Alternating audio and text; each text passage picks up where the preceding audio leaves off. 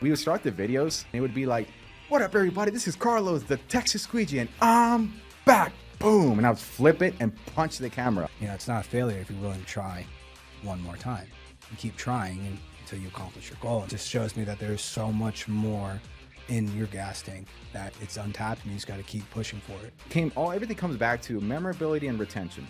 You won't care what I have to say if you're not paying attention to me. Get people like Ricky off the fence of like, why are we gonna post on TikTok? We're not gonna do a song and dance. Like, no, that isn't all that gets posted on there. There is educational stuff getting put on there that's fun. If we're somewhere, I want you to have a giant spotlight for you because it feels good to do good for somebody else. But selfishly, it's also like, well, if you're in a giant spotlight, I'm next to you. When you're surrounded by growth, you're gonna grow too. What's up, everybody? Welcome to Born to Tint with the Miller Brothers. I am excited to be here with my co-host and my brother, Josh. How's it going, everybody? Today we have a very special episode for you. We actually got Carlos, the Texas Squeegee, in the studio. Got a little bit into the conversation of how he got into the industry, how music and wrestling has played such a pivotal role in creating the character, the Texas Squeegee, which if you haven't seen, go on TikTok, search Texas Squeegee, or YouTube. You will definitely find his content. He's all over the place. He has lit up the entire window film industry into creating more content and being a little bit more playful. We talk about Tinter battles, which is a tint competition that he's started, and the fourth one will be next year, which we will be attending in Orlando. Don't forget to subscribe. We have 4 or 5 more guests in town this week from SEMA, including Dean Mitchell, Cody Becker, Bruce with True Spray, Scott Iverson with Solar Guard, and I'm sure I'm missing 1 or 2, but subscribe to catch any of those people and tune in right now for Carlos, the Texas Squeegee. We've got the man, the myth, legend, the Texas Squeegee. Carlos, I'm going to need help pronouncing your last name. Olazaba. Carlos? Olazaba, yeah. Olazaba. I can do that. Thank you for coming on. We appreciate you stepping in here. I know at SEMA this week, you were on, I'd say, the top of our list that we wanted to sit down and talk with you. Well, thanks for having me. Oh, no problem.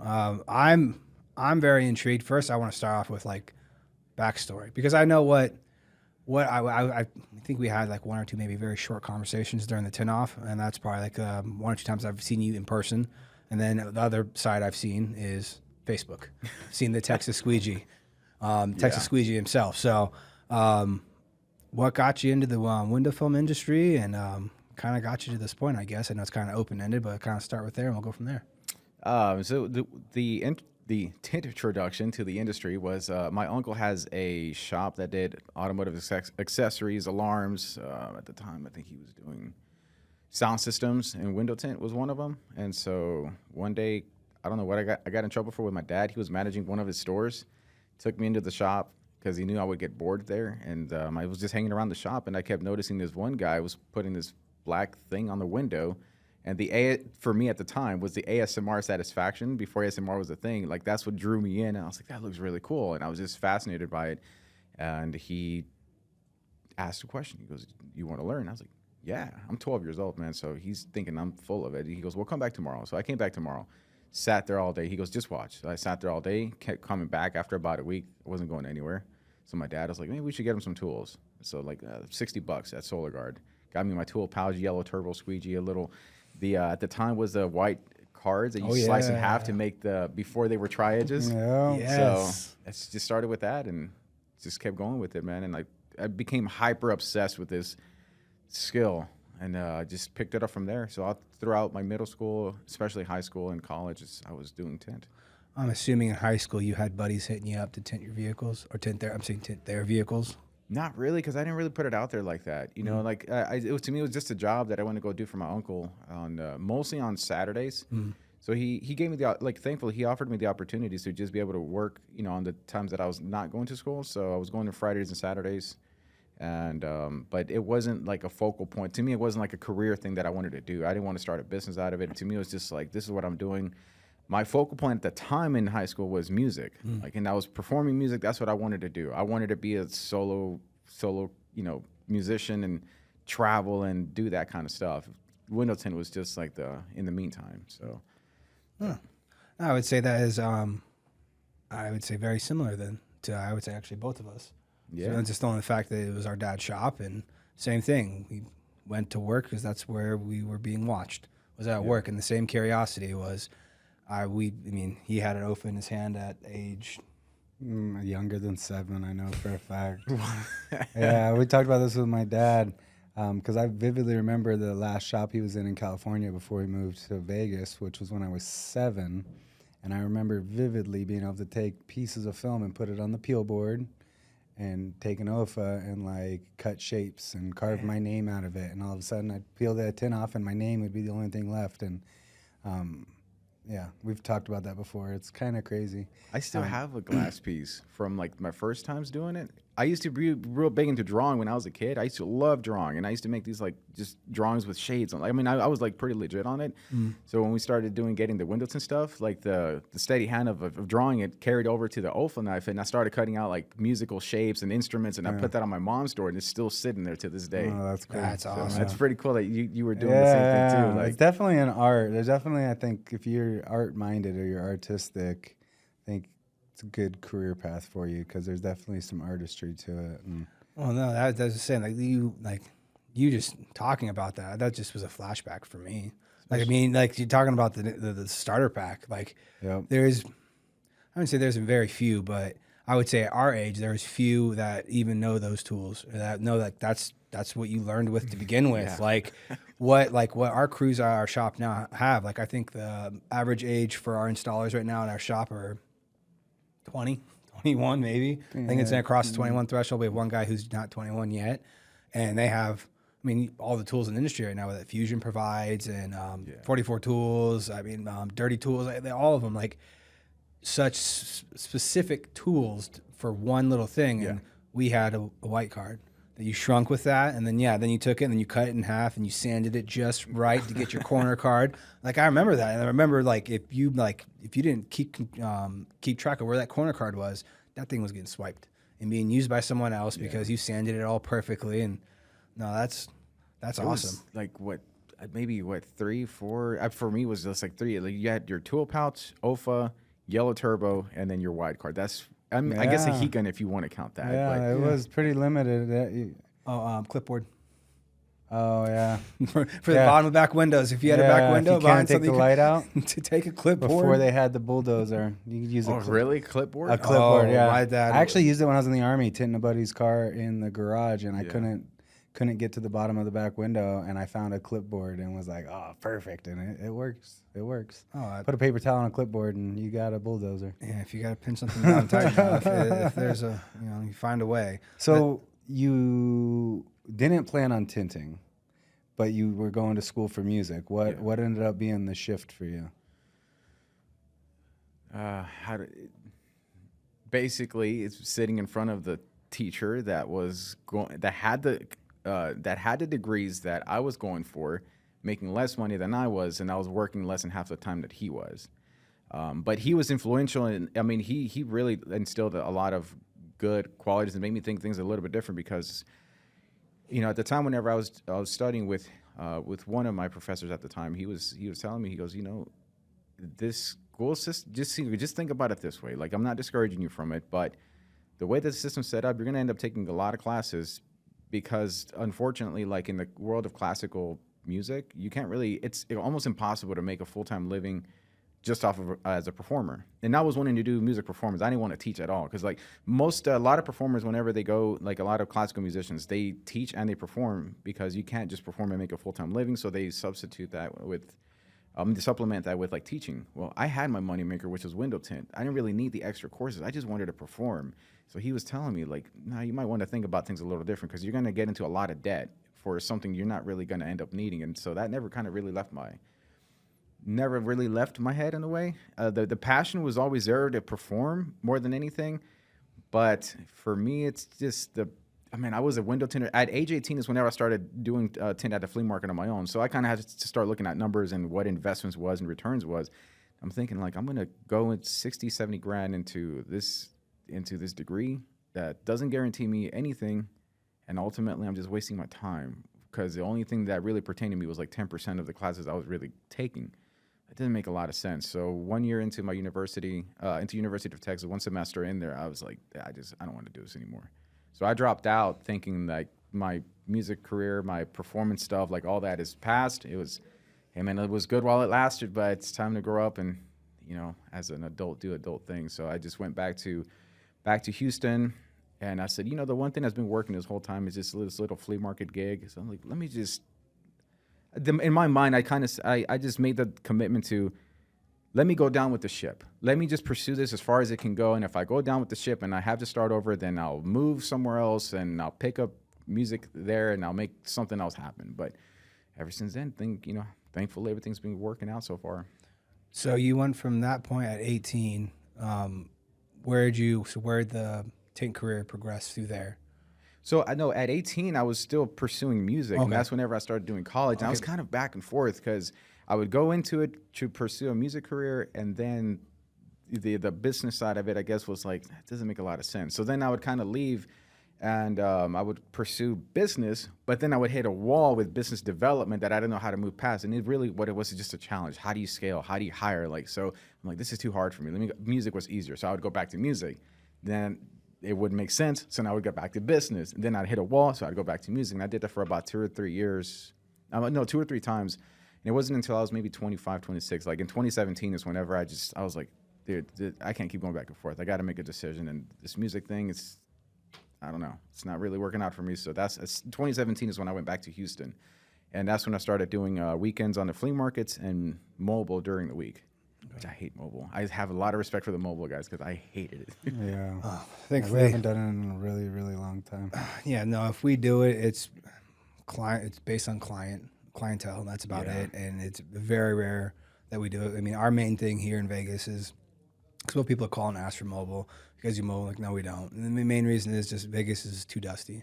Well, and some people might say, oh, you're just throwing an excuse out there not to get it done, because we do have mobile in town. But it just doesn't make sense for us to do mobile, because if you're a local and you know Vegas, it's not that far of a drive. I mean, unfortunately, I think locals think like, oh, I got to go from Summerlin to Henderson. Oh, it's so far. It's like, go to Dallas and try driving across Dallas. How about L.A.? Almost anywhere in California. I'm sure Houston's probably Houston. pretty Yeah, You drive for an hour and you're still in Houston. Yeah, exactly. So it's when it comes down to it, it's not. We never, or at least my dad never looked at Vegas as there wasn't a reason for mobile, because we had mobile when we were in California, and then we've never expanded to more than one shop here for kind of the same reason. It's not necessarily that far. I mean, we got people that drive from St. George and like Kingman that drive up to us to get their windows tinted. So it's kind of like, if you want to come to us, awesome. We understand though, if it's like, I don't want to make that track, I found a place close to us. We get it. We understand. So we thankfully have not had to dabble in the mobile space, which I know it has its niche. I mean, I actually technically kind of wish if there is anyone locally who does do mobile, because we do have every once in a while, we have somebody who just doesn't want. They want someone to come to them. Please reach out to us. We'd love to send something your way. If we can't unfortunately service a customer, we've got zero problem trying to find someone that we know we can actually trust and know they'll do a good job. Because that's usually the hardest part.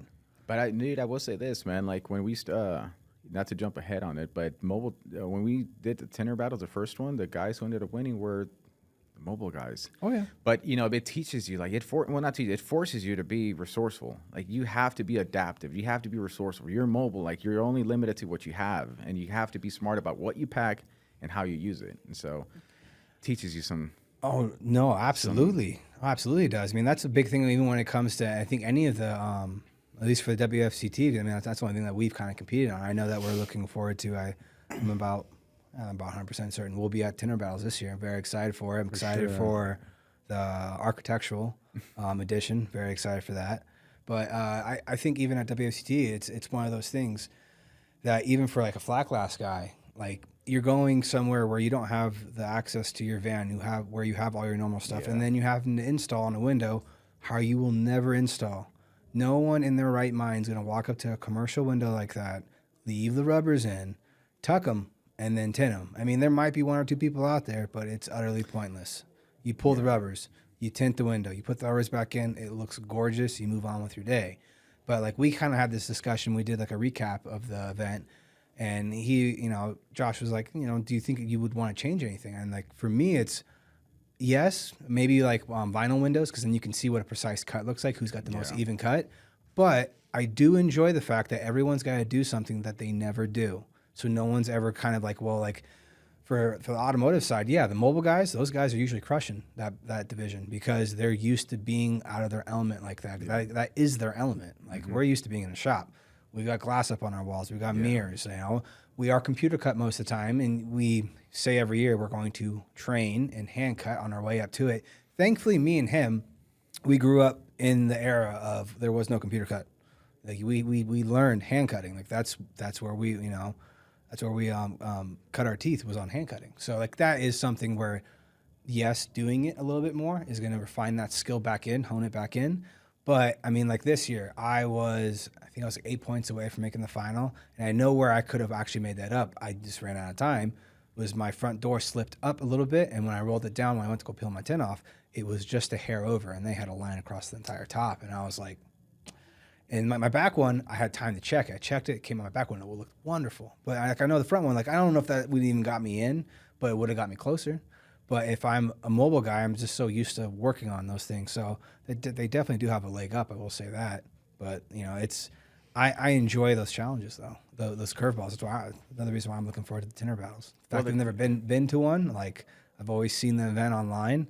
To me, it makes more sense. I understand the Texas Squeegee now with your background. Like that makes complete sense. I was gonna say it's full circle. Yeah, it is. Now you got the entertainment going right into the industry you're in. It just happened the weirdest of ways, but I'm super fortunate, man. Like it just happened in the weirdest of ways. But like the conversation we had over at the tin off, like what you were saying, like actually stuck with me, man. Like because like competitions and stuff, and then there should be a ton of them. There should be a variety of them. It shouldn't just be like one style. It should be a lot of them. You should be able to test different things, like your reverse rolling or your squeegeeing techniques or your anything. But yeah, competition is fun. It's entertaining. Yes, super entertaining, especially when you can make it that way. So, but yeah, like the conversation we had, like stuck with me on that because how do you judge somebody's cuts against somebody else's if they're tucked behind the seal? They say that they pull back the rubbers and they look, and I just have a hard time believing that because. But even if you do, it's like you could damage what that person left. The rules meeting, which is always, Interesting. Yes, to say the least. And it's the guys I've sat through it like 7-8 times. Unfortunately, it comes down to it's just the same questions over and over again. So it kind of gets a little sidetracked. I remember the very first one I went to. It was because much smaller group of guys. It was in 2012.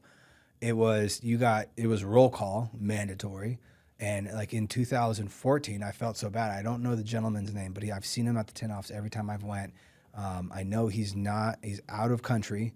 He showed up like I think 2 minutes late, and the doors were shut. And they said, if you not show up at this time, you're not competing. And they literally kicked him out.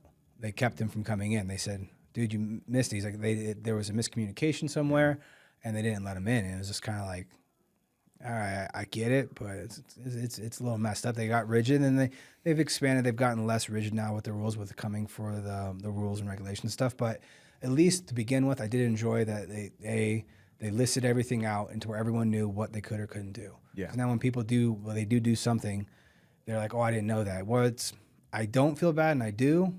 I don't feel bad because it's in the rules and regulations packet, and that just means you didn't read it. Yeah. Whose fault is that? Funny enough, like this was my first year competing at it, and I was more nervous about like breaking a rule that I didn't know existed than the actual like competition itself. And dude, I was in there like, so I had heard about you guys from Eric Devash, and we were putting together Tinter Battles 2023 in Amelia Island, and we were that event, we had the convention connected to the resort, so we set it up in a way where like the entire, like from morning to the time you hit the bed was an entire experience. And we didn't want people to be traveling back and forth for the inconvenience of it, because if you're at the event and you want to have a good time, and if whatever good time means, like if that's having a drink without worrying about having to drive, like, we just wanted to create that aspect of it. And since it was a full day thing, the mornings I wanted to look at them as doing something productive to practice a good habit. So beginning of 2023, beginning of the year, New Year's resolution, I thought let's do something that's active, and it's for Tinter, so I called it Tinteractive. health series, and I think Marco at the time was managing the running or something like that. We were organizing something like that, and Eric was like, "You should think about the Millers. Like they're like legit runners." And so he was telling me like some of the stuff that you guys did, and so I was like, "Man, that's insane." But I wouldn't consider myself a legit runner. I'm a legit fast walker with running sometimes. Like the legit runners are the psychos that finished. There was a psycho because we just got done with a 100-mile race this past weekend, and the dude I was very happy to be part of that race because there were so many big names that like I follow and like idolize that I got to like one ran by me, another one I was able to run like right in front of her. It was like that was amazing. But the guy who won the race, he did it in 12 hours and 38 minutes. I think 38 or 48 minutes. He broke the course record. Yeah, I thought it was when it came down to it. And running 100 miles at that pace, that means that dude was running the entire time. He was doing a 7-minute. Yeah, we were still. So the elite guys and everybody trying to go under 24 hours started at 6 a.m. We started at 6:30. We were 4 miles away from finishing. We were at mile 16. Yep.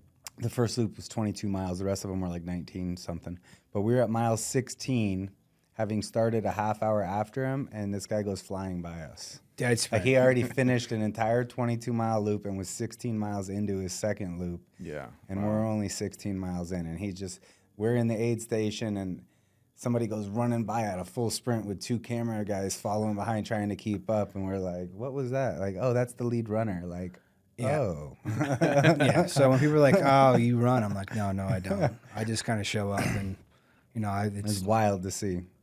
Well, He I'm went by curious. us twice more like that, too. It was crazy. Like I'm curious. The only like runner that I ever heard about was David Goggins, and he was the one that I found out that like there's 100-mile races, and I'm like, what do you mean 100-mile races? Like, yeah, there's the actual thing.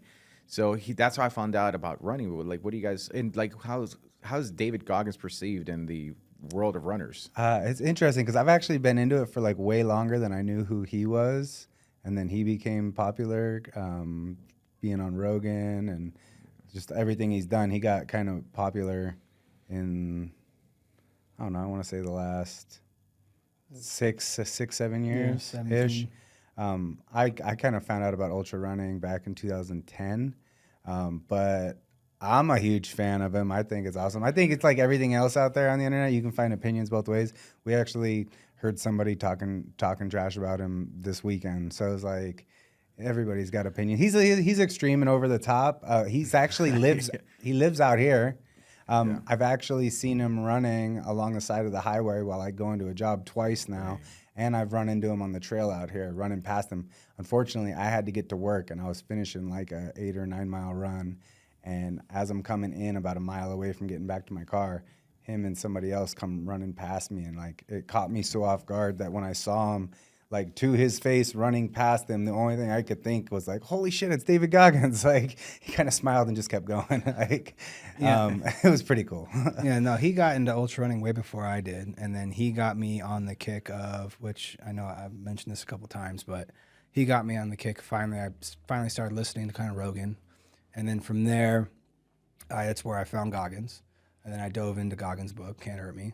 And then Born to Run and stuff like that. But Goggins was kind of the push for me to go after ultras. Like, he was the big push. I mean, like, I got this last year. Like, I put that on just, that's his insignia I got the quote one more time from his second book he just released. At the very end of it, he goes into like a quotation where he's reading off certain things. And there's one part that stuck in my head was the one more time. It's not a failure if you're willing to try one more time and keep trying until you accomplish your goal. And that, like, as soon as I heard it, I hit my guy up and I was like, I have another one I want to put on my body now. I have another tattoo. Like, Goggins has made a big impact in my life.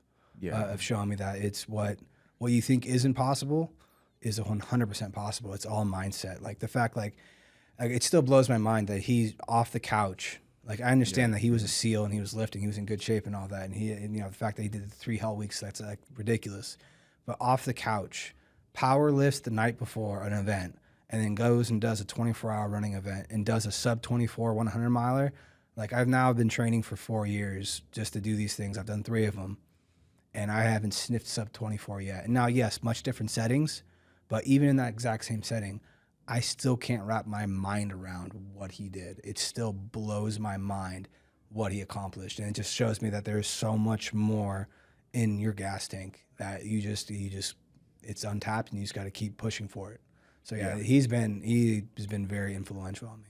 There was that one episode he had with Joe Rogan where he tells a story of, it's that one where he's doing the 24 hour. Yeah, that's the main story in his first book. Yeah, and you know, but he's also like that story there. It's like somebody turned it into like one of those they put a motivational music behind it. But I listened to that one for I don't know how long, every morning, like, or even when I was working out, over and over and over.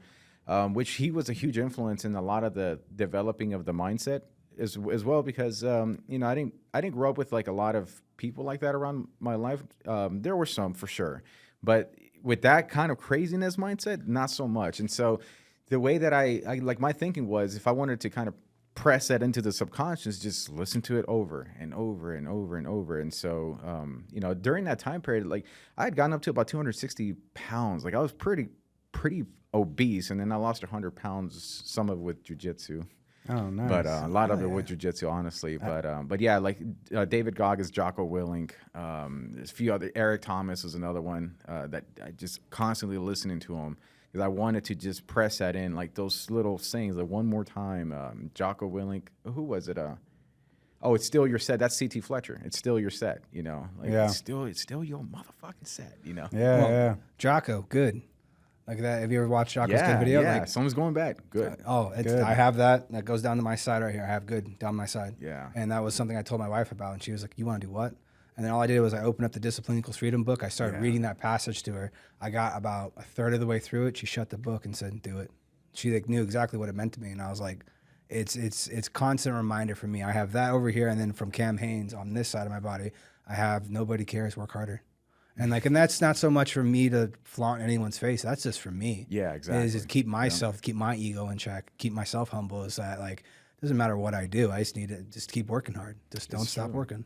Like David Goggins has a Roger that too. This is the equivalent of Jocko's Willing Good, right? Yep. Yeah. So, it's the same thing. Oh yeah. Yeah. Like and I mean like it's been a while since I've heard those conversations when he said that, but the way that how it connected with me was Roger that to me was just accept the reality and don't deny it, because the faster you accept it, the faster you can proactively move to solve it or to adapt or change or something like that. But if you stay in the denial stage, you're only screwing yourself at the end, because time is ticking. Like time's not going to stop just because it's like, oh, let's wait for so and so to come around. It's like, nope, it's going to keep going, and then you're going to look back and say, I wasted 3 years, or The Rock says it too. The Rock says it's either one day or day one. Yep. I was telling Eric that the other day because he likes a lot of these catchphrases. And Eric has the phrase where it's like, old ways won't open new doors. He puts a lot of wisdoms behind his branding and stuff. And I told him, you should do the one day or day one. Like that's a good one too. I think we literally just. Yeah, it's funny that we posted that quote as one of the Instagram reels for like the very first time we recorded anything in here with our dad. And I just made a new edit of it to post for. Because we're actually launching the first 3 episodes of the podcast finally tomorrow. And so I like redid it. Instead of it's just the clips of us with our dad, it's the clips of everybody we've recorded with so far. But it's that same quote. Yeah. One day or day one. Day one. Yeah, no, he sent it to me. I was like, yeah, I like it. Let's post that. Let's go. Like it's just, you hear that and it just instantly just jacks you up. And you're like, yes. We talked about doing this for so long and now we're finally doing it. And it's like, all right. One of the things that I appreciate from you guys is the presentation you guys are bringing on to like our industry is making the podcasting, breaking them down into consumable clips, which it goes into retaining. Like I remember a lot more stuff through consumable clips. Like a lot of comedians, for example, like comedians do this a lot. Like and they've gotten a lot of popularity because they break up their stand-up act into clips, and then that one feeds the long form. So I like that that you guys are bringing that element into our industry, which is where it needs, it should be there. It shouldn't where it needs to go. Not to knock anybody that does lives, but the biggest critique that I have was whenever people do lives is like break it up and post those separately and make them more targeted, more niche. And you guys are doing exactly that. So definitely, that's our influence is seeing the content you've been putting out when you hit the scene. What inspired, or how did you get to the point of coming up with the content you came up with? Like, because your content is extremely consumable. I would say it definitely does. I'd say it's tintertainment or tintertaining, should I say? Tintertaining. I mean, that by itself too. That is already something that it grabs people's attention. Yeah. You know, it's you're able to throw something out there to them to where they're being educated by something, but at the same time you're grabbing their attention. Like what inspired that? So it came from whenever I was off of the flea market in this little hole in the wall shop that nobody ever knew existed, not even me, even though I was living there for like 12 years. And either you make, to make more money, you either got to get more customers, you got to get more out of the customers. So I couldn't get more customers because I didn't know anything about marketing. And so I was like, well, the few calls that I do get, I want to try to upsell them to a better film, which is better for the customer. It's also better for me because it's more profitable. So I just kept catching. I was like, every time I would try to upsell them over the phone, it wasn't working. Like they were not believing it. It's this film that's this magic film that blocks more heat all of a sudden, but it looks exactly the same. Doesn't make sense. They weren't connecting with it, and so it just came from it. Just it went to how could I solve for this? How could I show them rather than just tell them? If I can't get them in the shop, what's my second best thing? And it's like, can we do this in a video? So then I put together a video with a buddy of mine who was working there. He wanted to get into video editing. He had like this old little flimsy phone, and I was like, man, let's just do that. I just needed to put this in front of a customer. So then we did the video, but now I needed somewhere to send them to. So the easiest one was YouTube. So I'm like, let me put it on YouTube. And when we were crafting it together, it was on YouTube, and I was sending the link, and the thumbnail at the time was just not very good. Like you looked at the thumbnail and it didn't speak anything to you. So I'm like, that's got to look nicer. So I did a thumbnail. It's very basic, simple, ceramic tint versus regular tint. The title, I wanted the title to reflect, what you're watching, ceramic tint versus regular tint. So because that's the number one question that I always got was, hey, I got this new ceramic tint every single time. What's the difference? Every single time. So great, let's do a versus series in this ceramic versus regular. Put that on YouTube. I would send it over to them, and it started to help. It would convert some more upsells because they saw it. What ended up happening was my calls started to change. First of all, I started getting more calls, but they started to change because it was no longer like, hey, I'm here to get my tint, and now me explaining what ceramic was. It was directly calling for ceramic tint. So then when they were coming to the shop, and someone were coming from distances away, they were coming to the shop, and I was asking them, like, how did you hear about us? How did you hear about me? And he goes, man, I saw your video.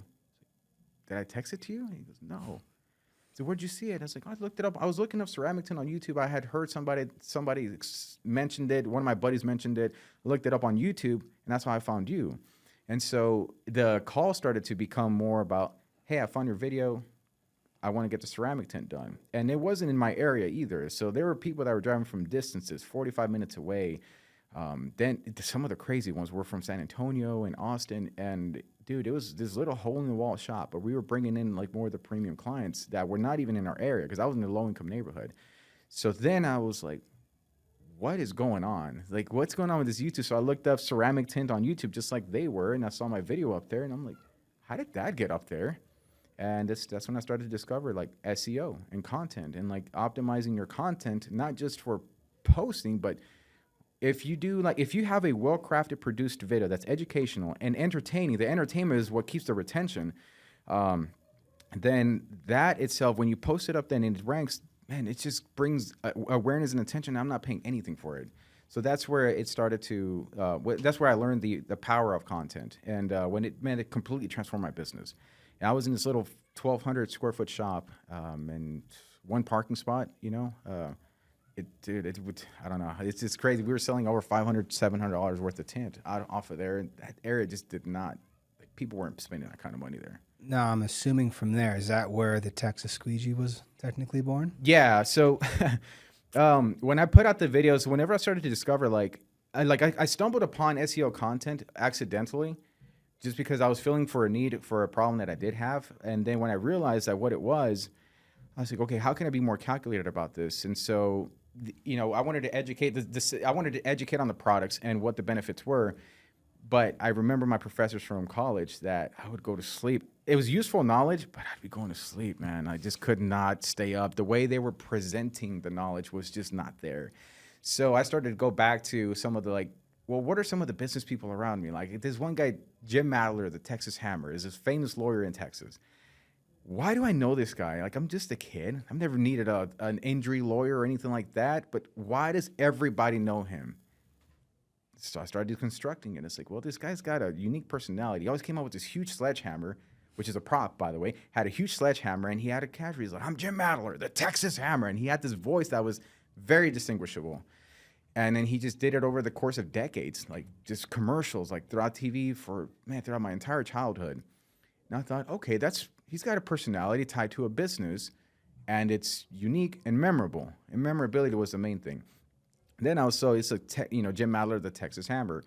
And then he had wrestling. And my favorite wrestlers at the time when I was a kid was The Rock and Stone Cold Steve Austin. Yeah. And Stone Cold Steve Austin was the Texas Rattlesnake. And he had his real personality, but The Rock was the one that had all the famous catchphrases. If you smell what The Rock is cooking, and it's like, the eyebrow raising, pie eating, jabroni beating, like all that stuff. And so I was like, why did they make it? Like, what made them that successful? And it's memorability, and they stood out. They were unique. So I was like, okay, how can I bring that to my business? And so, Texas Hammer, Jim Madler, Stone Cold Steve Austin, the Texas Rattlesnake. And it's like, what's a common tool that all of us use? It's the squeegee. So then I was like, let's run with the Texas squeegee.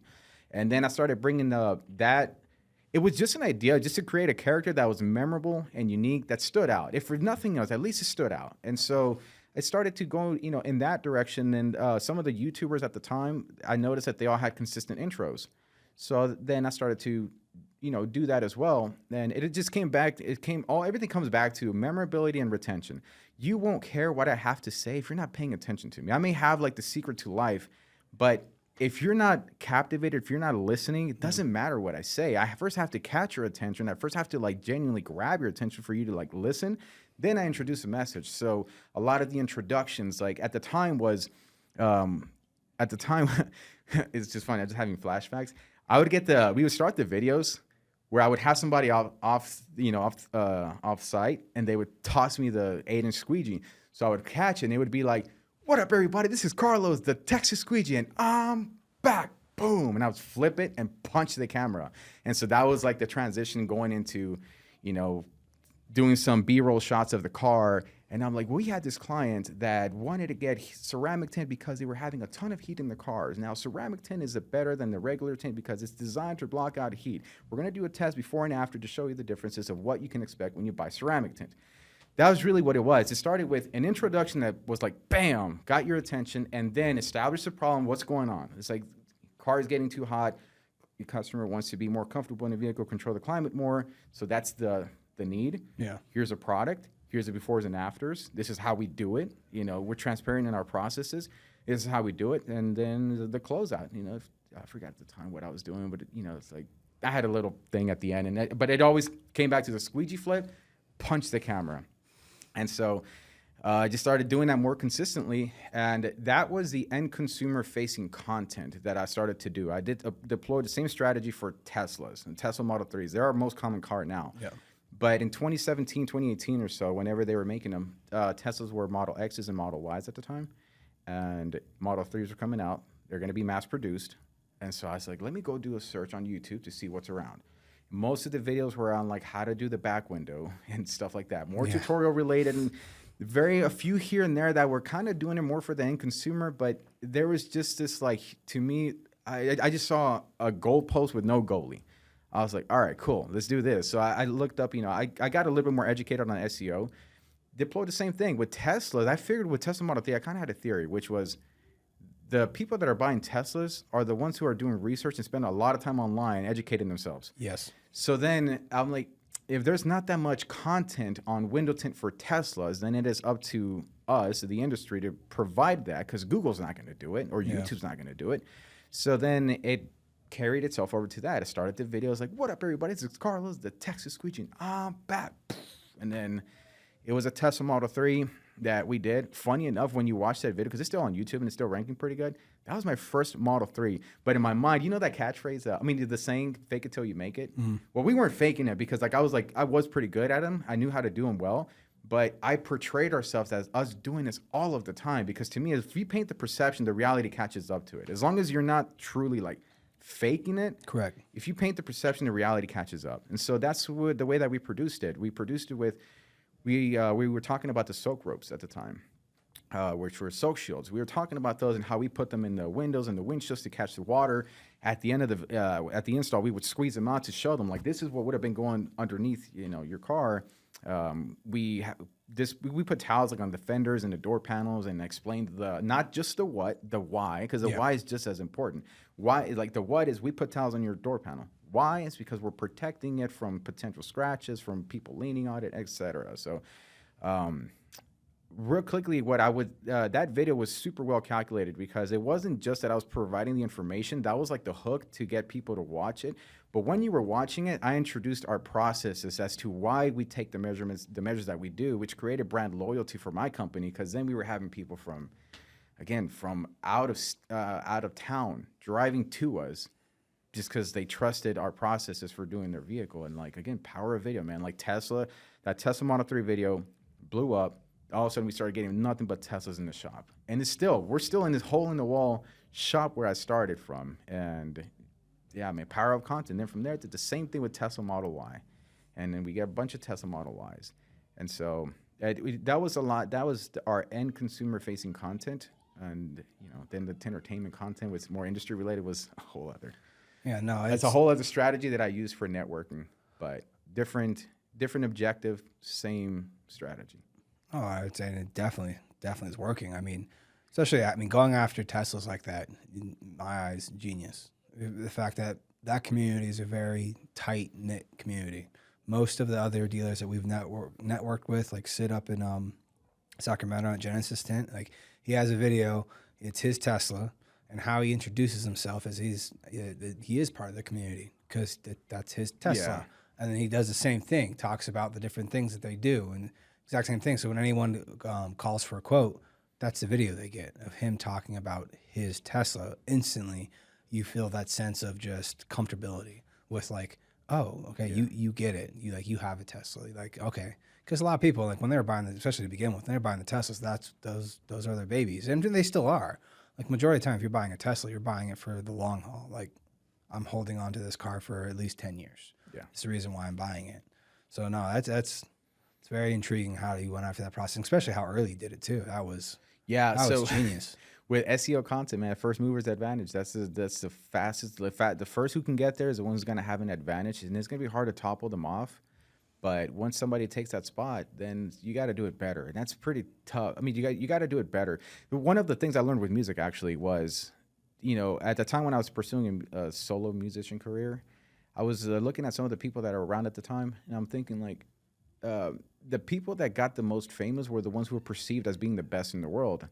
But it wasn't always the case. Like there was other guys that technically were way more proficient, but why weren't they having the same popularity as this guy? It came down to one word, man. This guy was different. Yep. That's all it was, is he was different. So I realized at the time, to be perceived as, quote, the best, you can either literally try to be the best, but that's a short-term gain because somebody's going to come up and always outbeat you at some point, you know?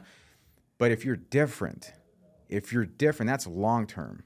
And so that's where like a lot of the content and the character came into the plays because I knew that putting something out the first time, I don't have the best resources at the time. I don't have the best camera guys. I don't have the best content, but I'm like, but if I could, the one thing that I do have, and the one thing we all have is we have our own unique personality and our own unique us. Like, man, it's you and it's you. There's no other you. So you can only be your best you. And it sounds so cliche, but it's true. Yeah.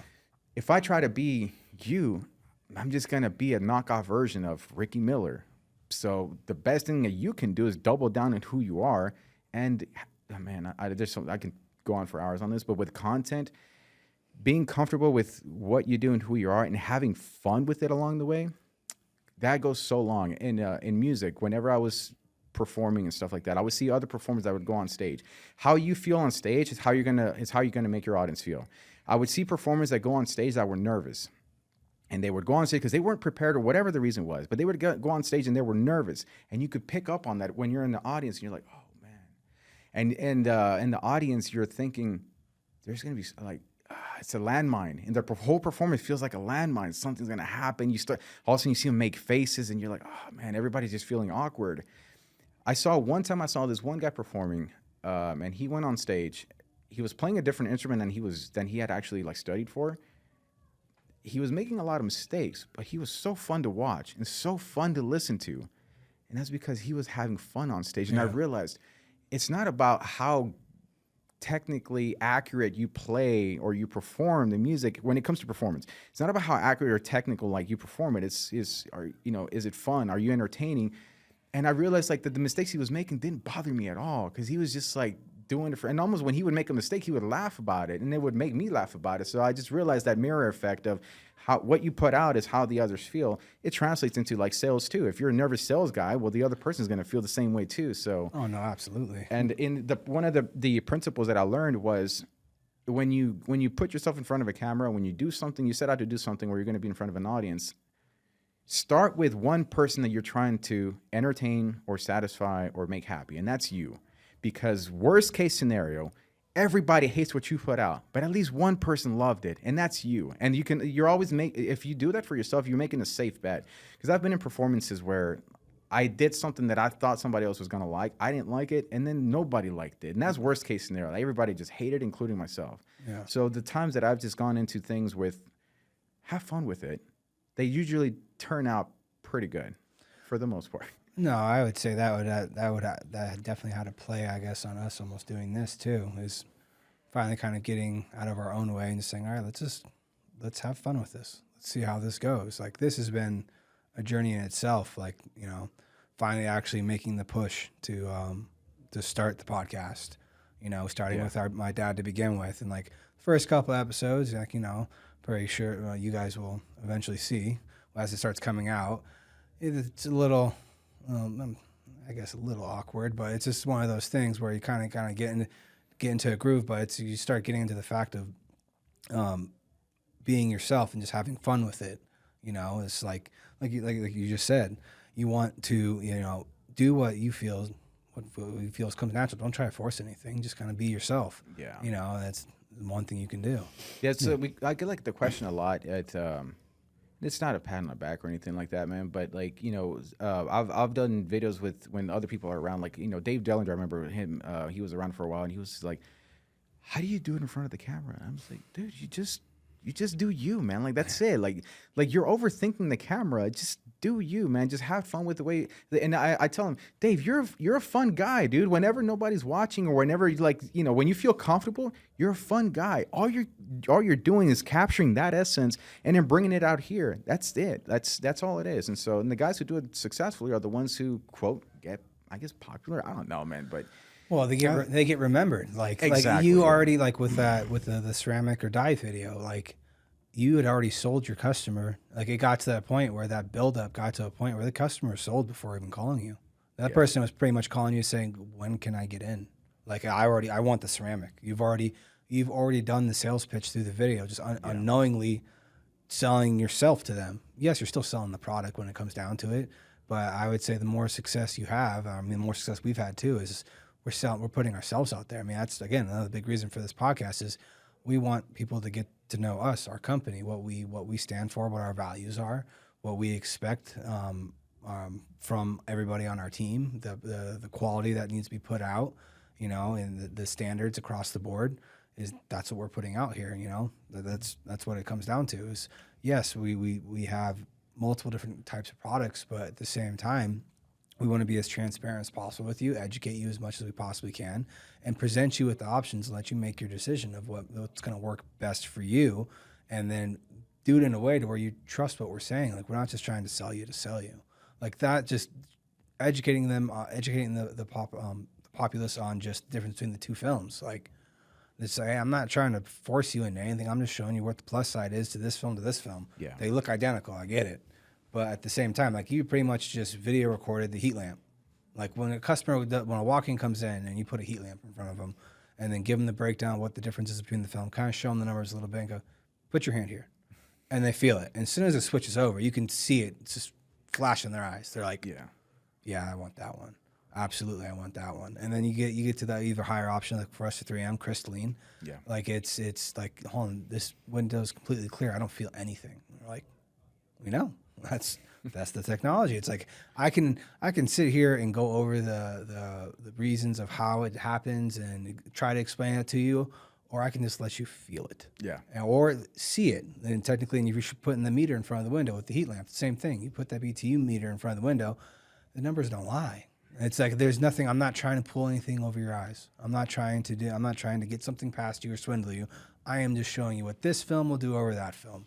Yes, it does cost a little bit more, but when it comes down to it, you're going to be that much more comfortable in your car. It's going to help your car actually run better when it comes down to it, because your car's not stressed constantly trying to produce cold air, especially if you live in a place that has high heat. Texas being one of those places, Vegas being one of those places. So, to me, like all that just it makes complete sense. If anything, I feel like a dum-dum in like it, not necessarily not thinking about it, but it's just like it's one of those things like when you see it happen and someone does it and you're like, that's genius. That's genius. Like, oh my God, like something that you might have maybe thought about a little bit in your head, but it's never come together. But when you finally see someone put it all together and you're like, yep, that's the way to do it right there. The quality content part of it, you keep mentioning SEO content. So YouTube, or I know we were talking earlier about TikTok.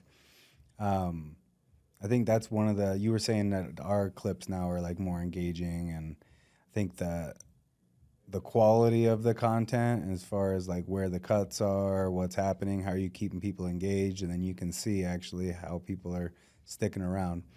On that SEO side for videos, how are you actually, what do you actually mean by your SEO in your videos? You're looking at the results of certain things when you do it, and then you're testing and iterating, or how is that process actually working? Because like I feel like what we're talking about right now is better quality content that's either educating the end consumer or the industry, but it needs to be entertaining enough to keep them on there.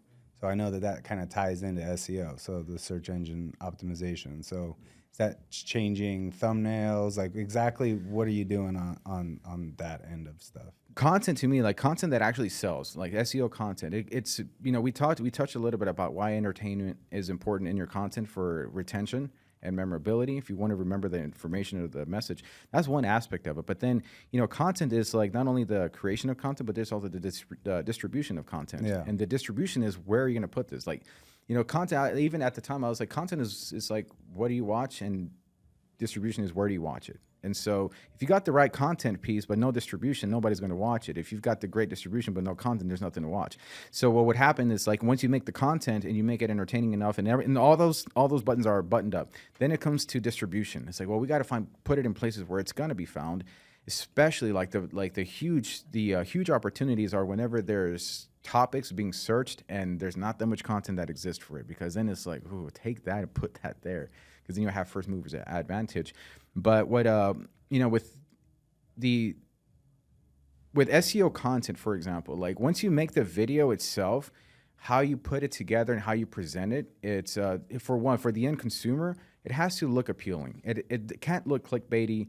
You can't have the thumbnail completely unrelated to what the video is actually going to be. So thumbnail is important in order because of the click-through ratio, but also the presentation of like what is it that they're searching, and is this relevant to what they're looking for. So that's number one. The other one is just like your titles, like how is it being titled. So if I'm looking up like ceramic tint on a Ford Raptor, and your video is a ceramic tint on a Ford Raptor, but the title says it's like, we screwed up this truck at my shop, ... It's like, well, that's not a good SEO title, because nobody's gonna look up, we screwed up a shop to get their truck tinted. So then you put those keywords into the title themselves, and also in the description. The description is the one thing that's vastly underutilized, even by some other popular YouTubers. Like they'll have great videos, and sometimes there'll be videos that are ranking, and then I go click on them, great thumbnail, great title, no description. I'm like, dude, you're leaving yourself open for somebody to just do what you did, put the description and make it a little bit better, and then you're gonna get knocked off that ranking. So YouTube was big for that, for like the long form content, the horizontal style videos, and then it got a little saturated. After like I feel like now Windows 10 content for that is a little saturated. But then this platform comes along called TikTok.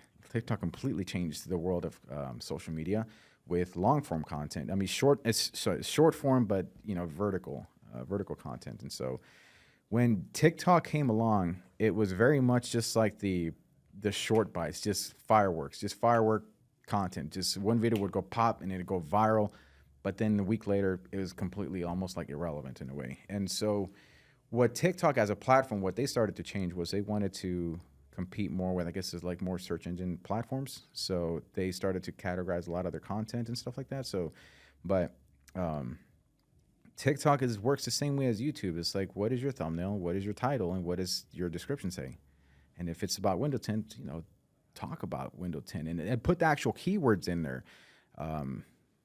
The one thing I see a lot of other platforms do, like Tinter, sometimes they like, you talk to too many Tinters, man. Like you forget what it's like to talk to normal people. Yeah. So when you're talking about like, your bottom loading or like, snap shrinking or whatever, like, people don't understand that. Like use normal common talk and put that in your description so that, again, it's consumable. I can read it and it's not industry jargon, but TikTok was wild, man, because like, back in 2022, and we touched about this a little bit, but back in 22, there was that one trend going around with the ceramic tint being the dark on the outside, clear on the inside, which pissed off like the majority of the industry.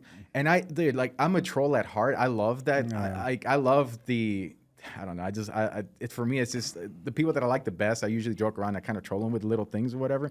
But I was watching it back, and I just kept seeing on the mainly on the window tint stuff group on Facebook. But I kept seeing like business owners just complaining like left and right about like who the hell's putting this thing out there. And at the time it was automotive, and which I had nothing to do with, by the way, for the record.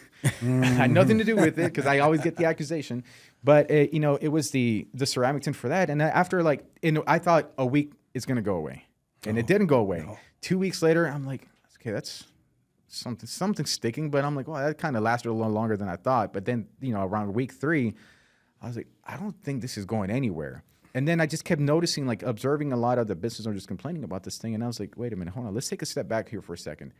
Window tint is a pretty hot topic right now. When has that been a thing before like that? I couldn't remember at all. Yeah. I was like, people are talking about this. It's conversation now. Now, they're having questions because maybe this video, a certain trend, it might be a little bit misleading, but that's the opportunity to create your educational content.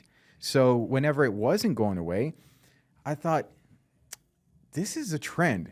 Window tint is trending. Let's just take that and like forget everything else. Let's just take window tint is trending. How can you actually use this to like monetize it or take advantage of this new exposure? And flat glass for me was flat glass. And again, I was a troll. My TikToks were like a joke at the time. Like my account was a joke. So I had nothing to lose. I didn't have any followers. I had nothing to lose. So I just thought, this dark but legal stuff is kind of funny. Like people make shirts with it or whatever. So I thought, let me just put a dark but legal tint on a house. And Instagram kind of put it together for me where I just did the self-editing. And I did the voiceover with that from the Instagram. And it was like the dark but legal tint on a house. And it showed the inside where you could see the guys working on it. You could see to the outside. And when we go from the outside, it was the privacy in the daytime.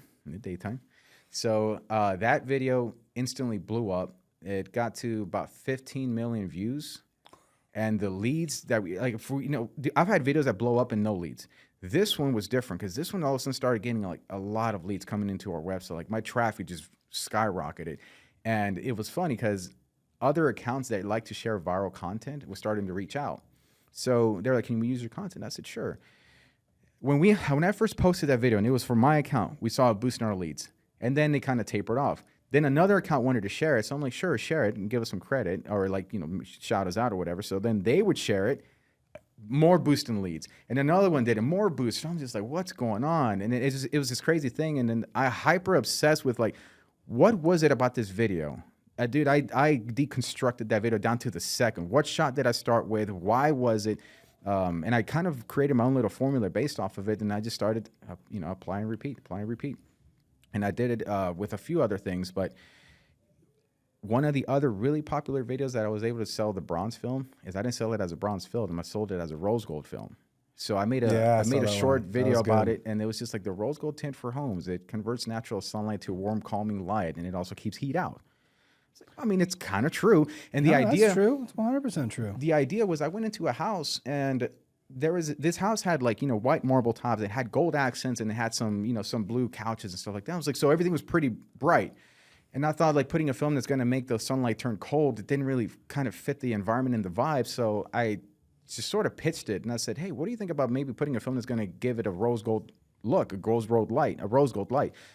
And they're like, ooh, that sounds bougie. And I was like, it's bronze.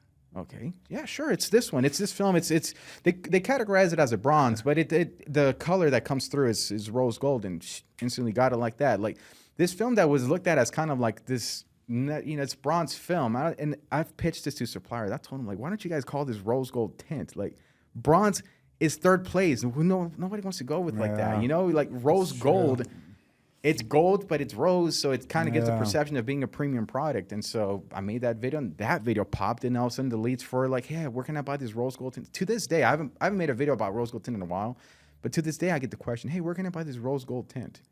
It's like, hey, I always tell them it's bronze. Anybody who carries bronze, just go with that one.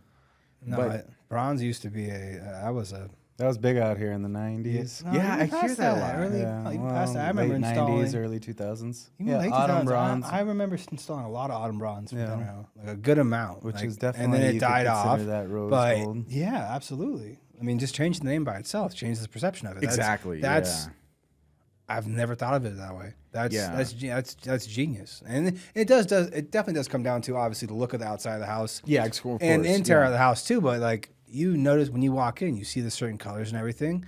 It does sound a lot better when you say rose gold over bronze. Yeah. No one likes bronze. Man, and it goes back to like, when we were saying earlier about this trend and taking advantage of the conversation. And then, like what happened with a lot of that trend, it created conversations at its bare minimum. That's what it actually did. It created conversations, and they created people getting phone calls.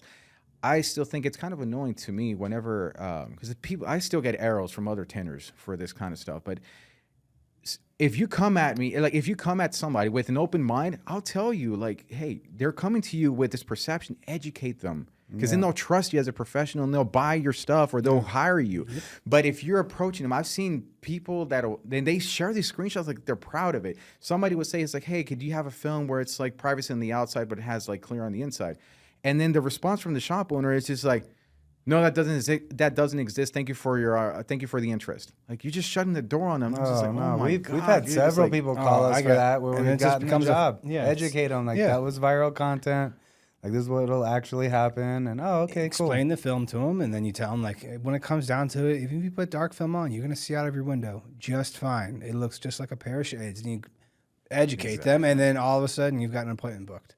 I will say I was definitely one of the people when it first came out, like the traction at first, and I was like, God damn it, like. He was definitely one of the people. Oh, hating it just on was just like, well, just the stupid comments and stuff. That was just like, it kind of drove me up the wall. But like not looking at it in that light, like when it does come down to it, like just talking about our industry at that scale, like that was a huge moment. Like that just like, we're just being talked about. That's fine. Awesome. Now the conversation's there. At least it's being brought up.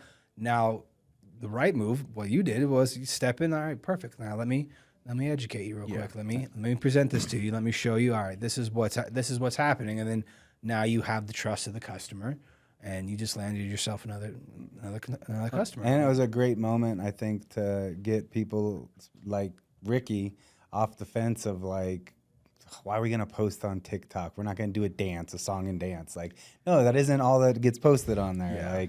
There is educational stuff getting put on there that's fun. And if I'm not mistaken, I'm the one who did this.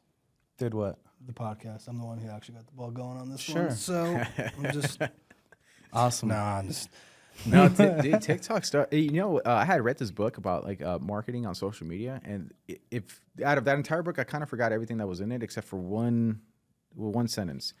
The job of every platform on social media is to keep the users on it. Yep. Facebook doesn't make content. Instagram doesn't make content. YouTube doesn't make content. So who's making the content? It's the users, right? Us. So the more that your content can engage a following or an audience, YouTube is kind of like looking at you almost like a subcontractor in a way and saying like, hey, this guy's stuff is getting people on our platform. Let's keep boosting him up. Like that's why you have people like Mr. Beast who are huge on YouTube. But when I understood this concept about keep the people on the platform and the platform will favor you. Yep. That's man, at the core, that's kind of really just what it came down to. Now, TikTok started to evolve from like the kind of like funny dancey videos, the trending stuff, to more SEO style videos. And that, at the time, well, actually what you asked earlier, if I go back and change some things on YouTube, I really don't. On TikTok, I actually did when I started realizing that the videos that popped at the time, they're still there, but I realized they weren't as they weren't as searchable because of the description. I would put a like little trendy description that had nothing to do with the tint. And when you TikTok started transitioning itself into more kind of being a search engine platform, and a lot of the Gen Z users, like, they look up stuff on TikTok. I'll look at stuff on TikTok. Like, I'll actually search for off-road vehicles or like certain restaurants at a city or something like that. Because I'd rather consume a video than reading for me. But when it started making that transition, I was like, oh, they're starting to go after kind of like YouTube in a way, but this is the vertical format of it. So I go back to some of the old videos, like maybe something like the rose gold, for example. I'll probably go to that video and I'll start actually putting like home window film or home tint or stuff like that. Then because now I wanted to make it searchable, and then using your hashtags as well that are relevant to it. So I guess on TikTok I started to do that. YouTube. So TikTok, this is the other thing. TikTok changed the world of social media. So YouTube started to apply their YouTube shorts. Yep. And YouTube became saturated with content. So it was kind of hard to get found through rankings if the topic was already filled with content that content creators made. But then when shorts came out, it was like hitting the reset button. And it's kind of like, all right, it's another race for short content. Because shorts, if you look up on YouTube right now, you can filter by shorts or all or just, videos. So it's like, if you look at, for example, like ceramic tint, you'll get shorts in you'll get shorts on your search results. Yep. And shorts was one of those like, oh, that's not saturated anymore because this is a new thing for YouTube. So it's like, take the content you've already done and just make a short version out of it and post it again and literally apply the same strategy, SEO it and thumbnails and all that stuff. And yeah, I've been big in consuming a lot of Mr. Beast stuff in the last year or two, and then recently a lot of content on people that have worked with him that are revealing like why they spend time changing titles or thumbnails or what's the actual science behind it, as far as, okay, the first 5 seconds are like the most important, and then the first 10, and here's the reason why, and the thumbnail needs to actually match the expectation of what the title is saying, and then the first 5 seconds need to remind the person that that's what this video is actually going to be about. And like those little things like that, it's all about just keeping the audience happy.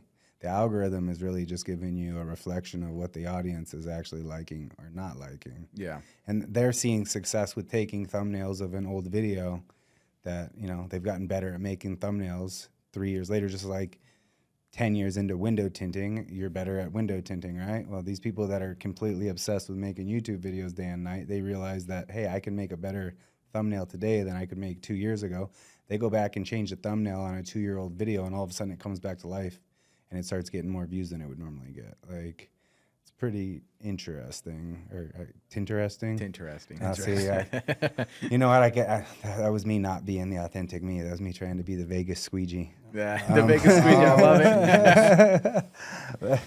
Yeah, I don't know. It's just like, I don't know. That's one of the reasons why we wanted to do this podcast, is like, we're still on our journey of learning. Have someone on like you that's figuring out video content, SEO, and playing with it more and more. Like, how can we learn more from you? That's going to help us. And then hopefully the audience is going to take something away from it also. So the whole industry wins. Everybody wins. Like, I don't know. Just... I'm a fan of you. I'm a student of the game. Always will be. Like I see others that do content, and I'm a fan for just entertainment. Like people that entertain or put out an act in a good way, or they perform characters. Like I fully support all that stuff. I don't know if you guys are familiar with like the first 2 Tinter battles that we had, especially the first one. But that first one was kind of like, for me, the epitome of what the movement, I guess, was at the time, which was the embracing of your individuality of it and portraying it on camera, because nobody can be a better you than yourself.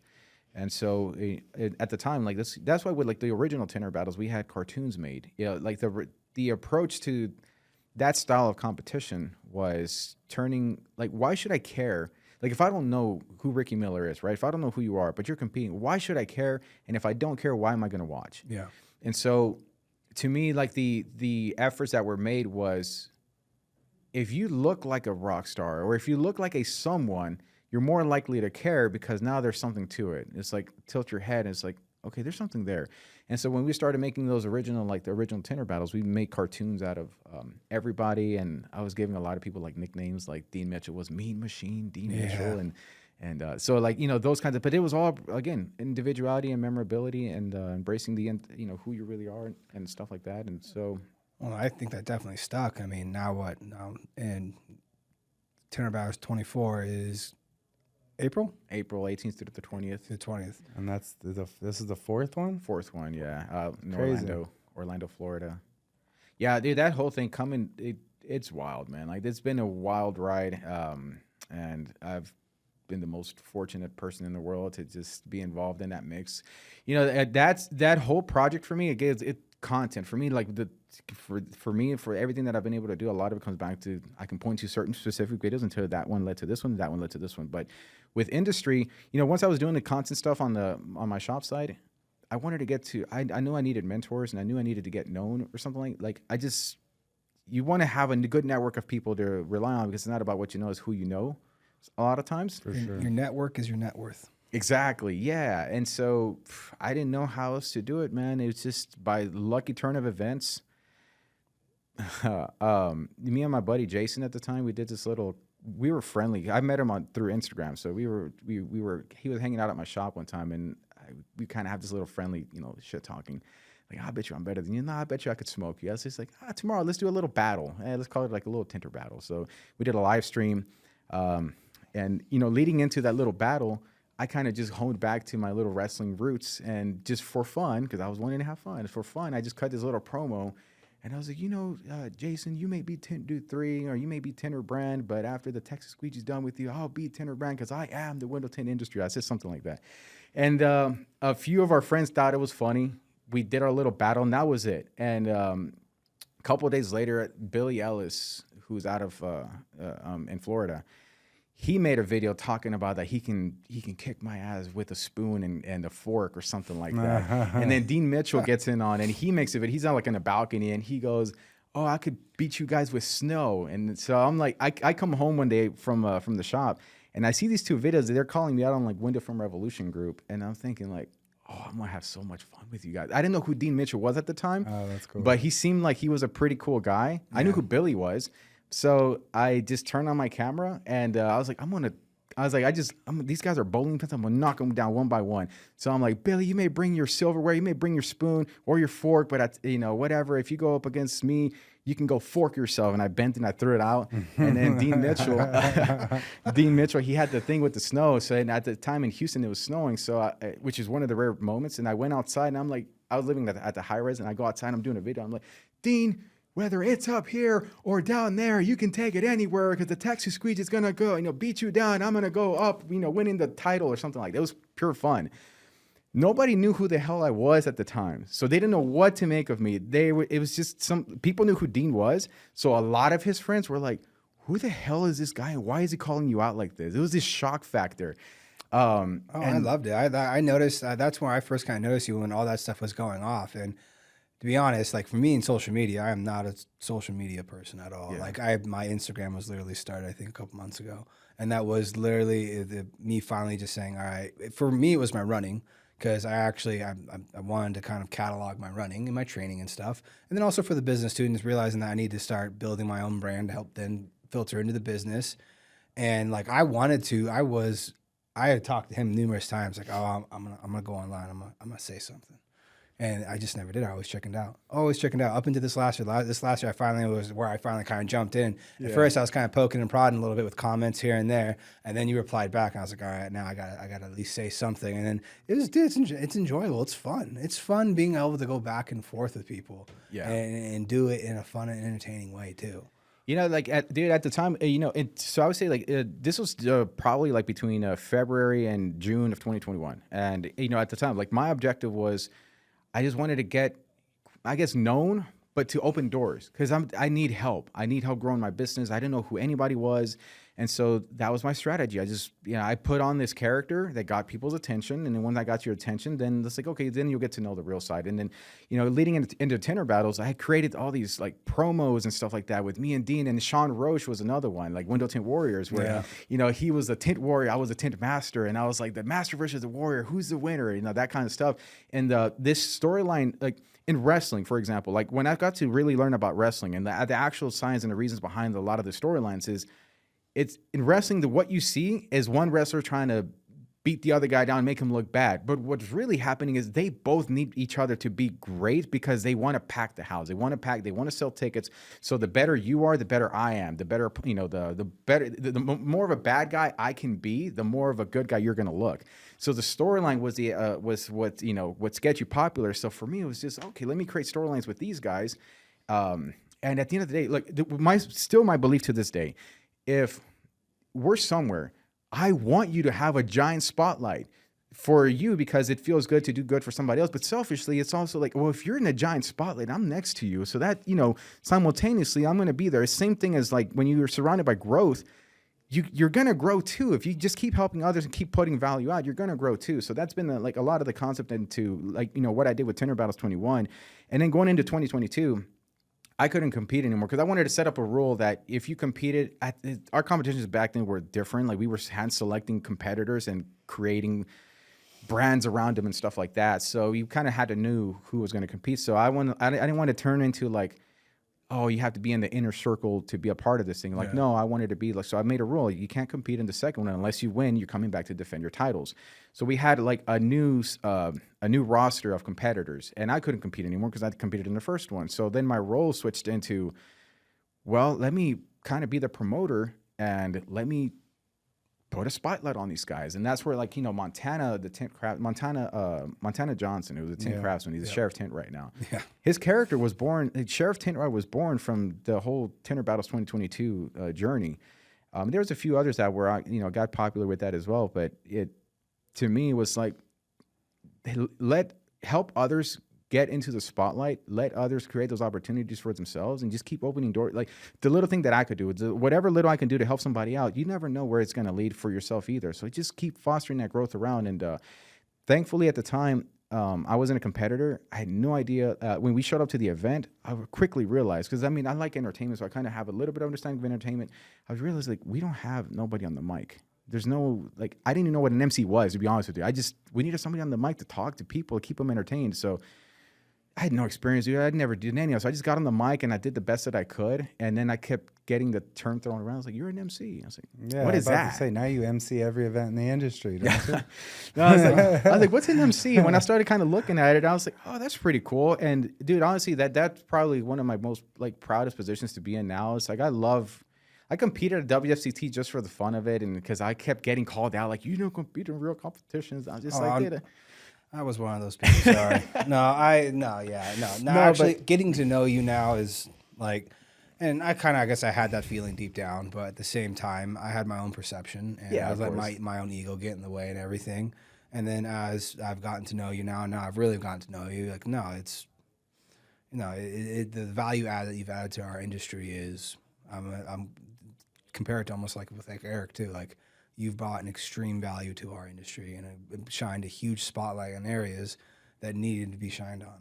Like actually bringing people together is because the fun call outs too, like leading up to this past event, it was a blast. like poking fun with Johnny and you, like it was, dude, that was fun. Like, and then getting there competing and stuff, like nothing but fun. And it's also like, there's unfortunately, there's people that really, that sometimes really, they can kind of get so bogged down in what they're thinking. It's like, dude, don't take things too serious sometimes. Like, and I'm not saying with you because I was so excited whenever you started to kind of start poking. I'm like, oh god, because you're like to me, I always saw you as like a legitimate, respected, professional, top level. Dude, I see Tinders more as athletes myself. I like to see the Tinders as athletes, and so whenever I see you, I'm like, dude, that's a legitimate guy. As far as my skill sets, dude, I'm good. I'm good to the point. I'm good where I've built my company from the ground up, from the flea market to where I'm at. If it makes my customers happy and I can support my team, man, that's good enough for me. That's my win. But when it comes to what I call the sport of window tinting, dude, I'd rather be on the mic commentating because I feel like that's where my gift is in being able to like Ricky Miller's going to compete, right? And it's just like, okay, Ricky Miller. And then you just compete and you go in and that's it. I'm like, give me the mic.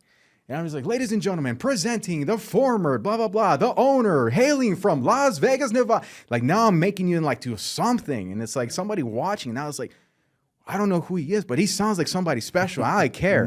Dude, I love that. I love being in that aspect. It's just like Bruce Buffer. He's a person that I studied. I read his book, and he talked about, like, you know, there's a lot of, like, there are people that want to get into the octagon to fight, to have those careers. And he goes, man, I'm blessed where I'm at because I'm in the spotlight. My job is not to be the spotlight, is to cast a spotlight on them. But he has long-term career, and the most fulfilling thing for me, man, and everything that I've done is being able to, like, communicate and connect with people like you and like Dean Mitchell, Dave Dellinger, like a lot of people that I've been able to, because I have to introduce them. Well, now I have to present them in a certain way, and then I present them or whatever. There's been times where there's been people that are kind of on the quieter side, and I go in there just balls to the wall, like announcing. Like Ryan Townsley was one of them at last year's Autofilm Mastery.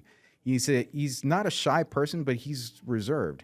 And when we were at the Autofilm Mastery, I'm just like, Ryan Townsley. And he just goes up there and his face is just like, whoa. Like he's laughing about it. And I just, man, like those memories, those moments, like they're worth more than any money for me. Like I love those moments. What's crazy is you're providing such an amazing service to everybody because you're getting everybody else out of their shell and more comfortable to go ahead and actually get in front of the camera and like, all right, like, I don't know. I definitely know it's helped get him in front of the camera. Oh, no, absolutely. Like I too. said, like I always wanted to kind of join the conversation, but like I never knew what to say because I didn't want to come off as like pretty much being a dick. I wasn't trying to be a dick, but I wanted to join the conversation and kind of make the poke and prod back. But like I suck at communicating on social media when it comes to typing and stuff. That's where it's like I was like, video. Definitely got to do the video. Like it's much easier for me. And like for me, like the other things, why I've been posting more on Instagram, ChatGPT. Oh, yeah. That is to the sole reason. I literally go and again, something he's been bugging me about. I finally put it on my phone, and like I'll go into ChatGPT and like, all right, this is kind of what I want to say. Enter, and I'm like, and perfect, paste, and I put it on there because otherwise, like figuring the hashtags and all that stuff out, like that's not me. Like for me, like give me a job, give me a project, and give me a crew of guys. I'm stoked to go. Let's go knock that project out. How fast can I do it? How efficient can I do it? That's what I extremely enjoy about our industry is going to do either an odd project or a big house, getting it done in a certain time frame. Like I am very focused on that. So like when it comes to opening up to that part of the industry, like it took a lot for me to kind of come out of my shell. And I would say like thankfully, like as soon as you jumping into flat glass and competing flat glass, I was like, oh, green light, green light, green light. Like because that's something that like I never felt comfortable calling out on the auto side.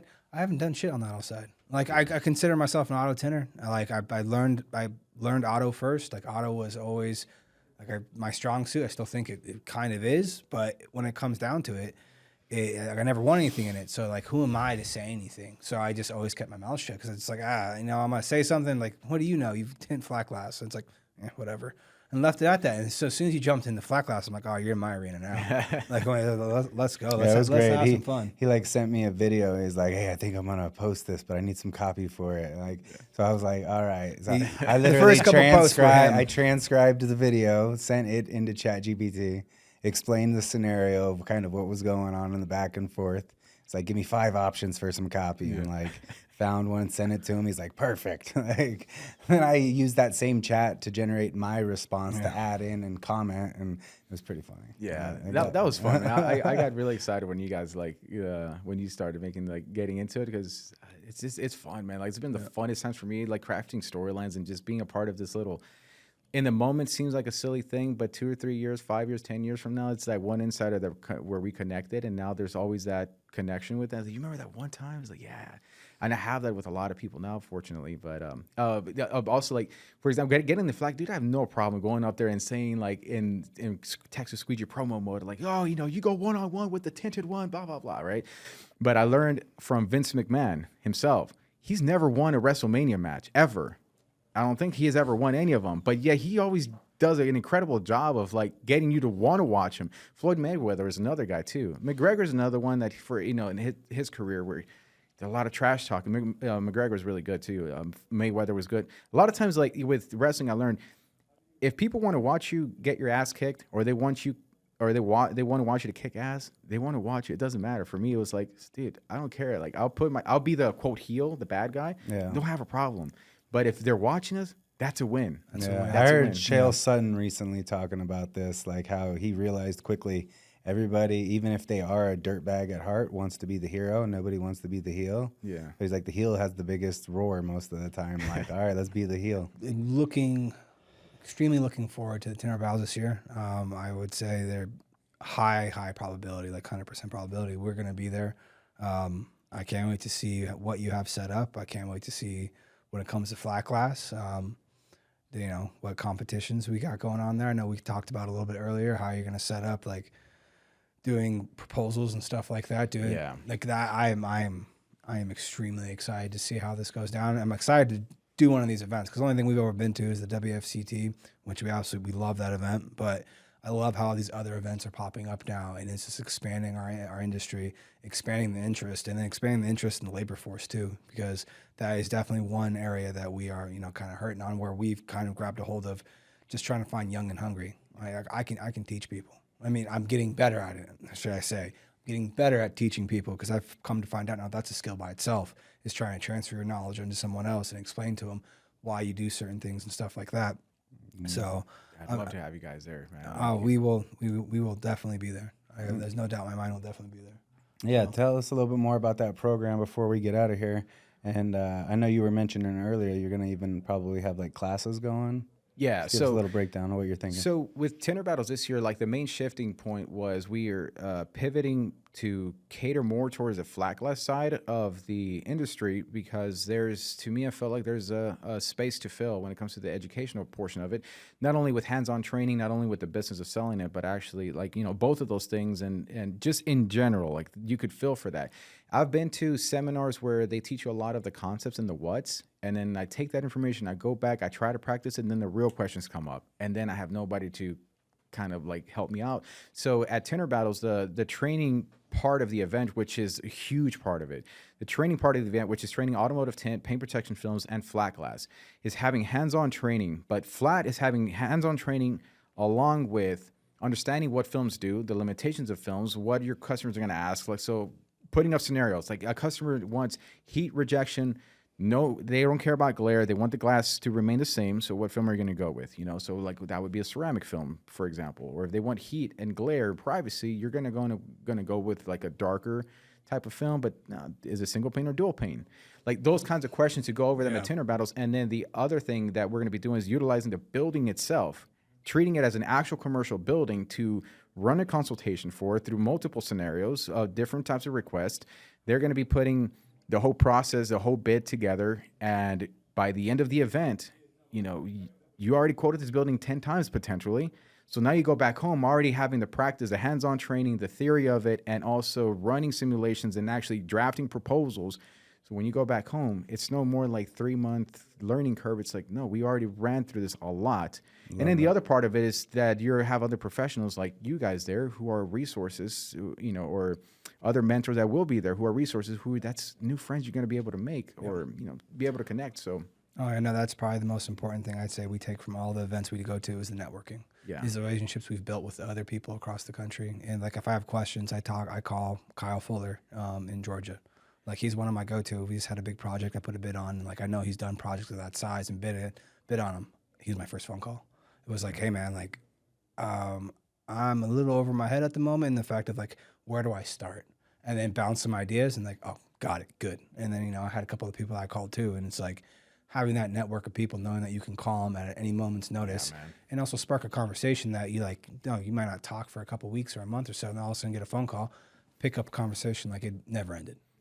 Yeah, and I just wanted to plug in real quick. Like 2 years ago, I didn't know anything about flat. I just kept getting told, go into flat. There's more money in flat, but I had no idea, man. Like the process and how to quote, I was doing things on a notebook, and I just completely gave it up. Had it not been for the TintWiz platform, and more so than that, Eric Devash and David Serro have been instrumental for me to getting into flat glass. I talk to people now that all the same problems and the same stories that they tell in their head, that was me 2 years ago. So that a lot of that is being put into the Tinter battles to create a program where all that is handled, how to set up scaffolds, when to need scaffolds, like those kinds of things. Exactly. Like, those kinds of things are important. So I would say, like who Tinter battles is made for is for the person that wants to either quote network If they're new to the industry, it's a great opportunity. If you've been in the industry, you have a shop or you're automotive, you want to go into flat, or you're an installer that you're tired of doing automotive, you want to go into flat. This is the opportunity to get in and get full hands-on experience and actually go through the process and the science of running this business. And the tickets are only going to be $250.